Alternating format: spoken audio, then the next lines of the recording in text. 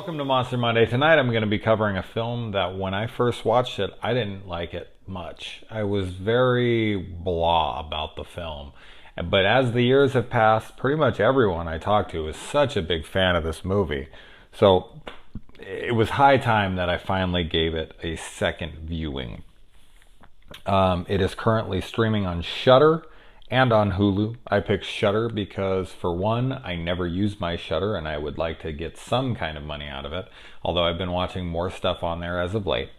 And because my Hulu app, for some reason, is fucking up all the time now. I don't understand why, and it's really pissing me off. On this watch, I definitely liked it a good amount more. I have my issues with it for sure, but it's a cool creature feature of sorts, if that's what you want to refer to it as. I mean, this fungus or whatever the hell this thing is creates a monster of sorts that's outside. That's definitely a monster. So that makes this a Monster Monday pick for sure. So this couple, they can't figure out how to assemble a fucking tent. You think they would have figured that out before they left, but hey. The guy talks his wife into going to a hotel, which I'm completely on board with because I don't want to fucking camp. I don't want to go out into nature like that, okay? Human beings evolved past having to sleep outside. That's how I feel about it. I'm a person that's like, I have no interest in going and sleeping in a fucking tent or a sleeping bag under the stars. That's just not my style. You know, there's going to be a lot of people on here who are like, oh my God, what? But being bitten by mosquitoes and having a bear possibly attack me, or was there things? No, fuck off. No, I'm good in my house. I'm not opposed to nature. I'll go out in nature and hang around, but I ain't sleeping out there. I ain't spending the night in nature. That just sounds awful. We built houses for a reason. I have a house for a reason. So anyways, they get in their car and they start driving, and there's this woman who needs help, so they pull over to help her, and of course they get accosted and taken hostage by her and her boyfriend. This actually really bums me out, and I hate that. I know it's real. I hate how much they talk about it in films. It's not like it doesn't happen, but stuff like that really bums me out. It truly does. I hate that I can't help my fellow man because I'm terrified that something shitty is going to happen to me. I've said this on other ones, I think, but it does, man. You get such negative feelings in your mind about picking up hitchhikers or giving, homeless people money or all these things where you're just, I don't know. There's something about it. And as I've said in other reviews as well, I can't stand when people take advantage of people's good nature. Like exploiting them for being a good person. That's just I don't know. There's something about that irks the shit out of me. It's like the whole reason that society is fucked up is because we can't trust each other. Like if you really start to think about that, it blows your mind. I've thought about that way too much in my life. Like the only reason banks exist is because we can't not take shit from one another. Like, it's weird to think about. And I don't like that about people at all. And this kind of stuff where I see this, I'm like, this is why people can't trust each other. Is because they think things like this are going to happen. And they might. And, it's fucking gross. It just reminds me of that stuff. And I really, really get upset. I don't know why people can't just not steal from each other. Can't not hurt each other. Can't not, I don't know. I'm seeing my Mike Myers mask here in the back. I got the trick or treat one. Thanks, Rebecca, for picking this up for me. Anyway, that wasn't. I didn't even realize that was in the in the shot. And yes, I got a haircut. In case anyone's wondering what the fuck happened to him, I actually was gonna shave my beard. Anyways, we're not here to talk about my fucking grooming. But yeah, so they get in the car, they go and they hit something in the road. This guy gets killed by like a freaking raccoon or something in the beginning. That was pretty funny. If you didn't know what the movie was going to be about and you threw this on, at first you would probably be like, oh man, what is this, Zombievers? It's pretty funny. Just thinking like, oh, this is a killer animal movie, I'm out. Like I'm curious on how many people threw this on randomly, not knowing anything about it. Maybe they thought it was like a killer porcupine. And then they're like, Splinter? Oh no, it's killer porcupine. 'Cause you can't really tell what the hell it is. It's so quick. It just is a little rabid animal. And then this dog gets killed, and they go back for it, and the woman is like holding a gun to this guy's head and being, yeah, give the tweaker the gun. Good idea there, dipshit. I could have taken the gun from that chick so fucking fast. That is one fucking good thing I learned when I was doing ninjutsu once upon a time, is how unbelievably easy it is to take a gun from somebody, especially a fucking like twacked out chick. Oh man, she's just holding it kind of like this, and she's not even looking at him. Oh my god, 1 second, that would be mine. And her hand and her fucking finger would be broken. But anyway, so she's like forcing him to bring the dog back, and it is just flattened. I mean, it is ripped apart. It is dead beyond dead. I was laughing at that scene because it is just such a terrible situation to be stuck in. You're just like, he's just like trying to rationalize with her, like, I'm pretty sure it's dead. Like, there's nothing I can do. And then he goes and he fucks with it a little bit, trying to appease her because he doesn't want to get shot, of course. And yeah, the thing moves, and he's like, what the fuck? But being the biologist in him, there's a point in this movie where that character, the tweaker chick who dies and ends up coming back, she gets her 3 fingers cut off, and they're running around on the ground. And he is just, I mean, I get it. He's a biologist. He's almost a doctor. This is he's fascinated by trees and how old they are. So I get the fascination, but that shit's scary. That shit is scary. That's biological freaking, scariness. What he's seeing is terrifying, and he's just like, it's amazing. I've never seen anything like this. It's like, that's probably a bad thing. Like, this does not look like it's good. Look at the chick outside. You should not be just getting really close to this thing. He just does not seem to be scared anywhere near as much as he should be. And I mean, when the cop gets there, it's just the same old shit in any fucking movie. They make the cop an idiot, which is really annoying. But they also, it's like, and I think cops honestly are like this, because I'm sure every time they encounter somebody who is doing something illegal, they're trying to talk their way out of it by distracting them, like, you didn't see the guy that went that way, or hey, look out behind you. I mean, I can't imagine how many times they probably dealt with that scenario.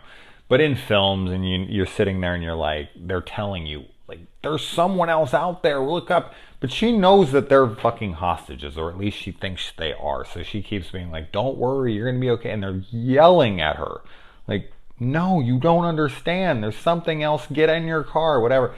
I just feel like she would have listened to that. I don't know. That was annoying, but at the same time, as I said, she didn't want to lose. Who knows? Those might have been, they might have been in cahoots with this guy for all she really knows. So she didn't want to leave that guy behind, but it was like, man, no one ever fucking listens in horror movies. They just never listen. And then she's ripped apart, ripped right in half, and then it takes her body and it like melds it to that tweaker chick's body, and I think the gas station attendant, I think, might still, I don't know if he's part of it or not, but they just become this huge like amalgamation of limbs and stuff. Kind of reminds me of that short that Neil Blomkamp did. If you haven't seen Neil Blomkamp's shorts that he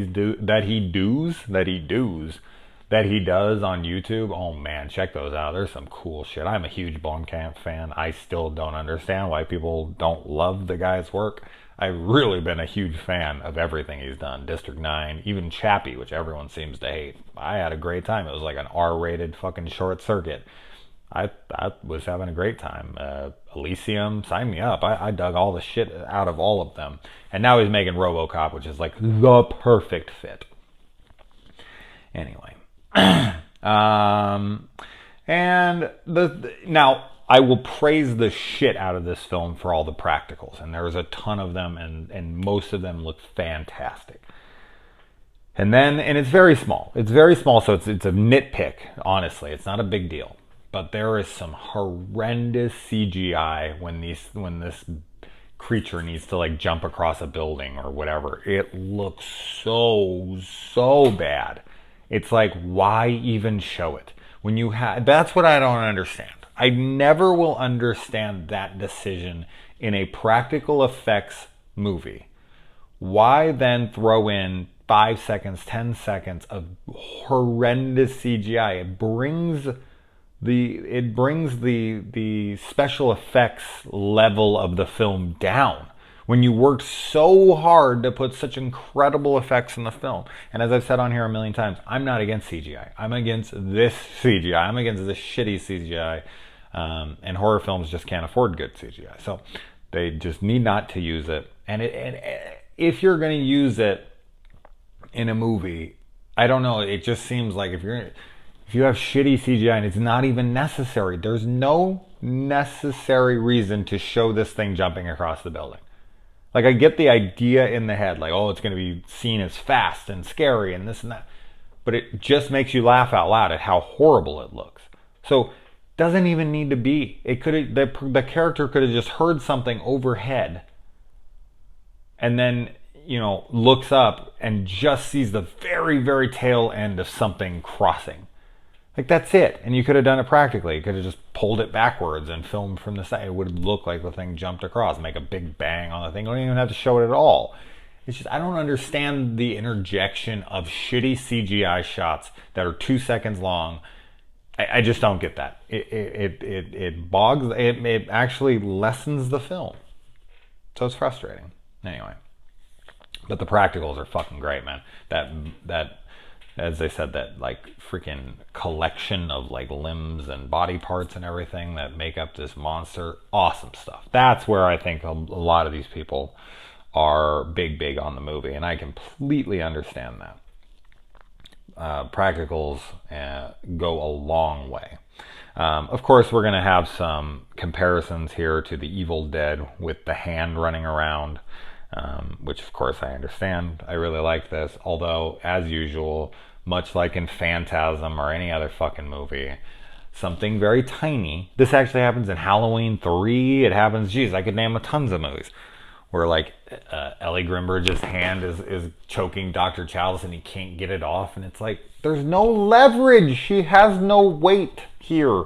Pull that thing right off. I mean, yeah, the grip would be tight, but he's pulling it like there's so much weight behind it. And when they're wrestling with that fly thing in Phantasm, and then in this, when the hand, it's actually like pushing, and he has to kick the gate back so that he can get away from the thing. And it's like, the thing is off the ground, it's holding the gate, and he's pushing back against it. No, okay? You can't do that. That doesn't matter if it's a monster. It doesn't matter anything. There's laws of physics, okay? There's nothing pushing back against you. Then you can push it right forward. Oh God, it's so stupid. I don't know why they do it in movies. It's just very frustrating to me.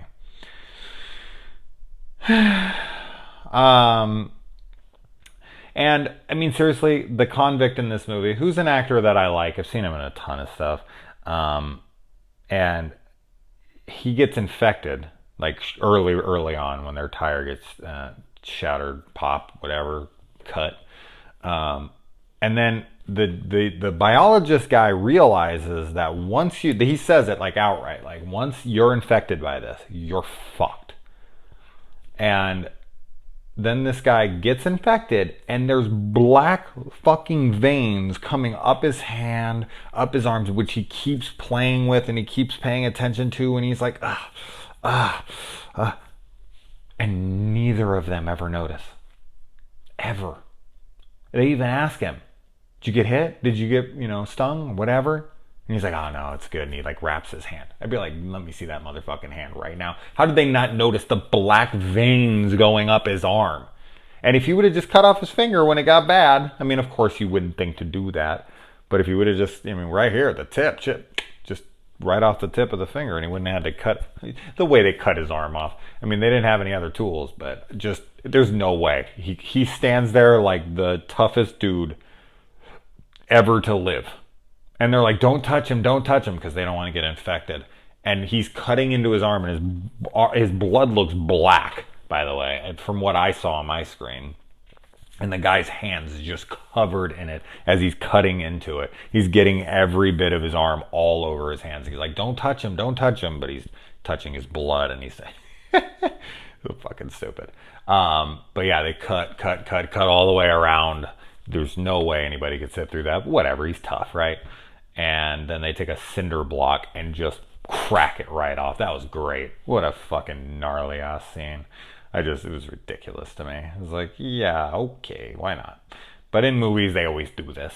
They always do this. People just have no nerve endings in films. They'll be like, I'm sorry, you would be blacked out. There's no way anyone could stay awake for their arm being cut off by a little freaking razor blade. No, not a chance. And then he gets into it, and he's like, damn, I'm not going to be able to cut through the bone with this knife. You just figured that out right now when you're already like deep into the muscle? You didn't look at that blade and go, he's got a bone in there. I'm cutting through like, seriously? Get the fuck, you're a biologist or a biology major and you didn't think about the bone? Fuck, whatever. Like you would think he would have thought of that beforehand and been like, okay, I can cut around here and then I can take that cinder block and bust it off. Like the fact that he has to do it on the fly, like, oh shit, I forgot there's a bone in there. Like that's so goddamn stupid. I'm sorry. That is so fucking stupid. I know they're in the moment and they're scared and this and that, but come on. A biology major doesn't fucking know that, like, doesn't think like, oh, this little knife can't cut through a fucking man's bone in his arm. Come on, that's so stupid. So that's what I'm saying. There's things like that, and the main guy, the geeky dude, I don't know. I'm not a huge fan of him. His character is more annoying to me than anything. And then they just become like buddy with the guy who abducted him. And it's like, I get it, he becomes the anti-hero, and they put aside their differences to fight alongside of one another. That's why I've always said that the best thing that could ever happen to the human race is an alien invasion. We'd finally start to band together and see each other as humans, like fighting against the aliens, and we all be one unit. As soon as they were defeated, it'd be like 20 years before we were back to killing each other, and I think I'm being fucking generous with that. But yeah, I mean, just, it's funny. They like, I don't know, they cut off his fucking arm, which he'd bleed out. I mean, they did not properly, whatever, it doesn't matter. Like, that's way too nitpicky. But regardless, they're sitting there and they're just joking around. They're fucking joking around. They're sitting there making jokes. And I guess with the blood loss, the guy could be delirious enough to think that was funny. But they're sitting there making jokes about some guy who just put a gun to your wife's head and threatened to kill her multiple times. And you've been saving his life throughout the film. And yes, he returns the favor, but people like that don't usually change. Although we find out that he was just a big rig thief. And cops shot him or something, and he's on the run. And then he, for some reason, tells them that he's heading north instead of south. I guess just to tell them, like, no, they're not coming. But at that point, he wasn't friends with them, and he's probably still going to try to make his escape. So once he did, although he was really apt on the cops coming there, he never seemed to complain about that. Even though he's a wanted man, I guess he just knew, like, I'm fucked. Prison's better than death. I mean, to some people that's not true, and this guy's definitely been before, so maybe he's just used to it. Then they find out that this thing can't read temperatures below whatever it is outside, which is just a pure guess. I mean, he can figure that out, but he can't figure out that a man has a bone in his arm, really. But anyway, he just figures this out and decides to test it. He decides to test it by going outside. He doesn't even like set the thing up much to see if it's going to work. Well, it doesn't matter. He does a little tiny bit, but that's one risky ass thing. They were going to set the forest on fire, and they're like, oh, it's going to come back at the place. It's like, dude, God, their decisions in this are absurd. But he goes and he jumps in the car, and of course, like in every movie since Terminator 2, correct me if I'm wrong if this was done before Terminator 2, but they check the visor for the keys. Like, I don't know if the fucking T2 started that, But I've seen it in so many films since, and I've never seen it in a film predating. Not to my memory. Maybe I have, and I've mentioned it before on here. I'm a total asshole, but whatever. I don't think so.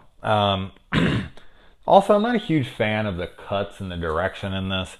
Like I get it. It's a way to hide your lower budget when it comes to action sequences, but the like Paul Greengrass frantic filming, although not done anywhere near as well, where it's just shaky cam, like literally a guy shaking a camera around, and the cuts are like every 2 fucking seconds and during the action sequences. I love how people shit on Quantum of Solace for doing that, but this is fucking a masterpiece to people. I don't get it. But I really like Quantum of Solace. I'm like the odd man out on that film. I don't know what the hell people's problem with that is. That movie was rad. I thought the fight scenes in that were 1,000 times better than these. Of course, they have way more of a budget. It seems like I'm shitting on this film.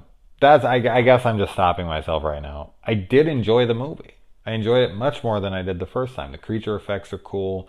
I like that this, villain of sorts, their captor, kind of comes back in the end and becomes the anti-hero. I'm not sure how the hell he fires a shotgun with one hand. Go ahead. Go out one day and grab a shotgun and try to one hand hold it and fire it and see what happens. It'll fucking tear away from your hand. So, but he's like cocking the thing and throwing it back to his hand and boom. Like, get out of here, man. You know how much kick those damn shotguns have? It rip right out of his hand. And yeah, I mean, another thing, he shoots the tank that the gas, comes out of, and that just has a little fire that blows back onto the creature, but not on him somehow. That doesn't blow up the gas station, but then shooting the propane tanks that are 20 feet away from the gas station pumps, that blows up the whole gas station. Like, setting the pump on fire doesn't blow the gas station up, but shooting a propane tank does. And as I said, the fire just goes towards that thing and not towards him at all. Like, it's just stuff like that. It's like, yeah, that's convenient. And then, yeah, I don't know. So there's so many things. I hate to be nitpicky. I know some people get down on me for that. But fuck it. I mean, these are the things I noticed. Argue with me about them if you'd like. I'd love to hear to the contrary on anything that I just said. I'm sure you'll have some evidence to the contrary on some of this, but most of this, I'm sorry, is yeah, it just doesn't make any sense. And it takes me out of the movie. It does. But for a small, one location, creature feature, with practical effects and a couple cool characters and whatnot, I thought it was cool. I think it's very cool, but like outright love it, like think it's like fucking. I'm not giving anybody shit for loving it. You want to love this, fan fucking tastic.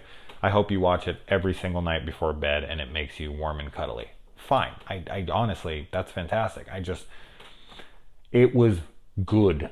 Like, it was a fun rewatch. I liked it more. That's about it. That's all I got to say. So anyway, guys, that's Monster Monday. Have a good night.